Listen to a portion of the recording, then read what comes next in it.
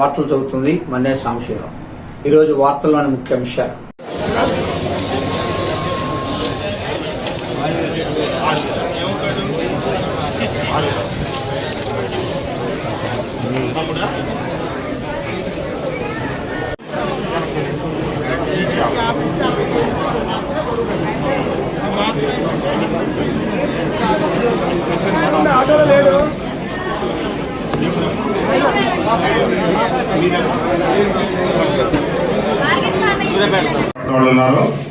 వాళ్ళకి కేంద్ర ప్రభుత్వ సహకారంతో 3 చక్రాల సైకిల్ కావచ్చు, అట్లాగే బ్యాటరీతో నడిచే వాహనాలు కావచ్చు, ఇతరత్ర పరికరాలు ఈరోజు అందజేయడం జరుగుతుంది. దాదాపుగా 222 మందికి 43 లక్షల రూపాయల విలువైన ఉపకరణాలు అందిస్తా ఉన్నాం.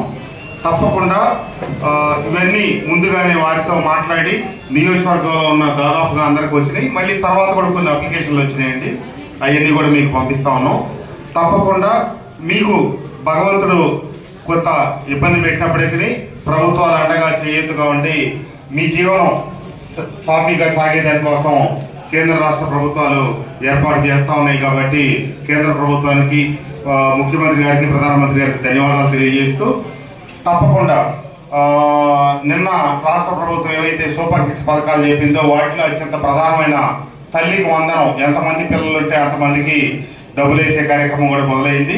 అవన్నీ కూడా అకౌంట్లో నిన్నటి నుంచి ప్రారంభమయ్యి మన మైలవరం నియోజకవర్గంలో 38,800 మంది పిల్లలు, తల్లులకి ఒకళ్ళు ఉండొచ్చు, ఇద్దరు ఉండొచ్చు, ముగ్గురు ఉండొచ్చు, నలుగురు ఉండొచ్చు, ఎంతమంది ఉన్నా అంతమందికి మన నియోజకవర్గానికి 49 కోట్ల చిలుకు దాదాపుగా దగ్గర 50 కోట్ల రూపాయలు డబ్బు జమ అవుతా ఉంది.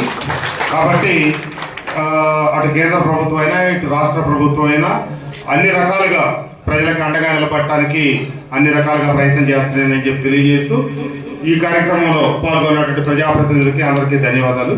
కార్యక్రమాన్ని మొదలెత్తుతాం సార్.